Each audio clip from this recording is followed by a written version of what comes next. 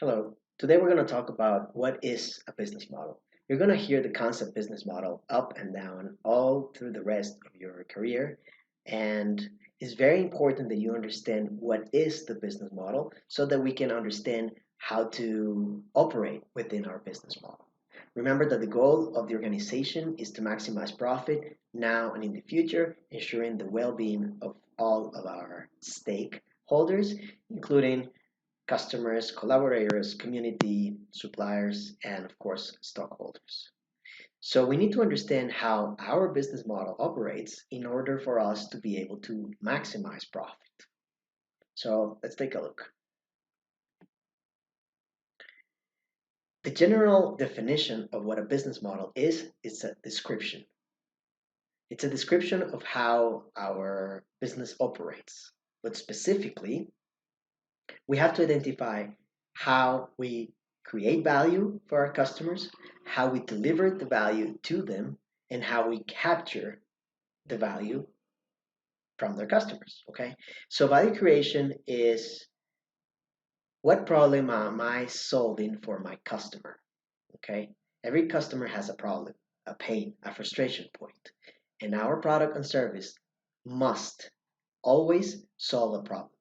The minute our product or service stops solving a problem, it's useless. Okay, so that's number one. That means that we have to be absolutely customer centric, understand what our customers need. Okay. The second part, value delivery. How am I taking my product or service to them so that they can actually purchase and use it? Okay, value delivery. And then value capturing. This is the trickiest of the three pillars. How do I manage to actually get the money from my customers so that I get enough money to support the business model to continue? Many companies are very good at value creation and value delivery. A lot of entrepreneurs are very good at value creation and value delivery. But when it comes to value capturing, actually taking money or having the customer willingly give us the money, that's the tricky part. Okay? So these three pillars. Now, using the business model canvas, we're going to go deeper into the 9 segments. Okay. But overall, I want you to remember that the business model is the description of how we create value, how we deliver value, and how we capture value. The business model canvas, it's a useful tool to guide us. What is tricky about the canvas is that you can very easily leave things very superficial. Okay. But we have to go deeper, and hopefully in this lecture, I'll guide you into going deeper. Let's start with a customer segment or client segment. Okay, we have different types of clients. It's not just demographics. We identify the client segment by the use they do of the product. Okay, so for example, in the case of Netflix, it would be very easy to think, oh, we only have one client segment, and that is people that want to watch movies and series. But that would be a mistake. Why?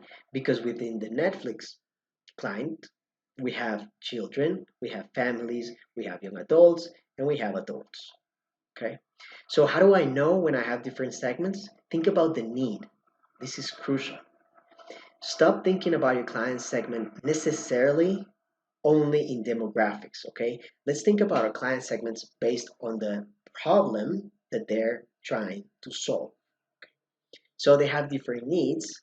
For example, children, families, and young adults when watching telly.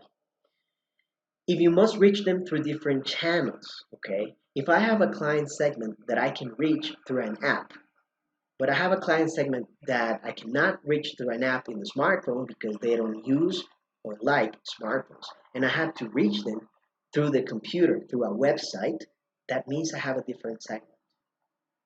If they require a different relationship, meaning if my client segments, within my client segments, for example, I have a segment that requires a lot of personal attention, either because they are like, you know, VIP clients or because they don't know how to use the application or product or service.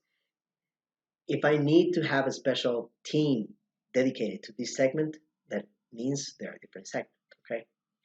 If they have different profitability, okay, for example, in the case of Spotify, we have a segment that uses the app for free.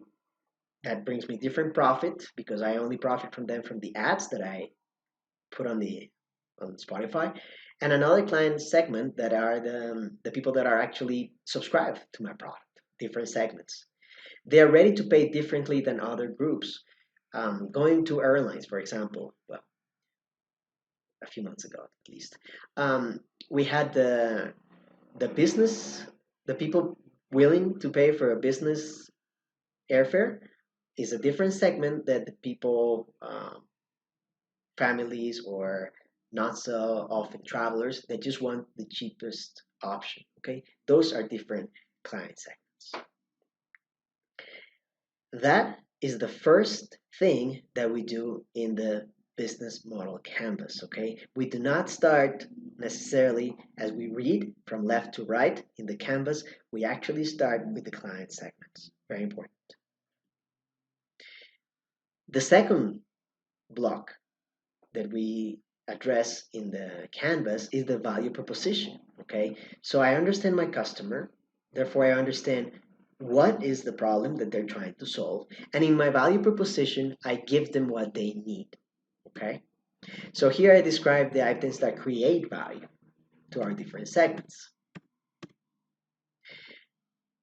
We will go into this deeper into in another lecture that is called identifying opportunities, but here in the meantime I want you to understand that the value proposition is based on how do I solve the problem to my client.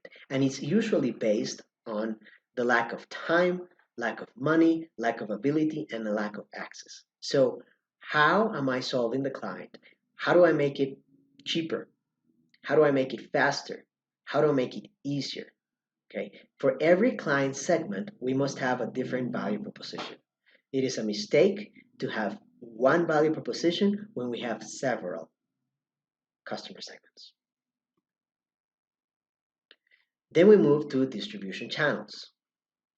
Here is how am I delivering the value. Okay. In distribution channels, we can have several options. It could be direct selling, like I'm the company, you're the client, and I directly, we have a one-on-one relationship. It could be indirectly, in that I, the producer, sell to a supermarket, for example, and you go and buy to the supermarket, then our channel is indirectly, or it could be hybrid. That is, that you can either contact me directly or you can go to the supermarket. That's how we identify the types. We can go in deeper and say, well, exactly how does this work? When I mean directly, how does it work? Well, in the case of apps, for example, Netflix, the distribution channels can involve I have a website, I have an app. They can also access me through a smart TV or through other means. Okay, so further than just directly, indirectly, and hybrid is how can my customer get my product? That's a description. And then we go on into analyzing. Does it work well? Is this distribution channel the best thing for each of my customer segments? Are the channels integrated? Okay, if I go into my bank from a website, is it going to show the same results as the app? Probably, right? Or you would expect so. So make sure that they have their integrator. Are some channels more efficient than others? Yes, perhaps depending on our product or service, it might be more efficient for me to do it indirectly. That is, let me just sell it to the supermarket instead of selling directly.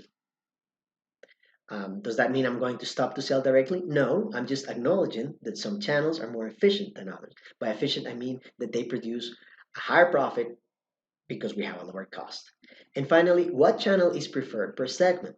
This is important as well, because remember, for each client segment, we have a different value proposition, and most likely, each customer segment will prefer a different distribution channel. I'm going to stop here and we're going to continue with the other blocks of the business model in the next video.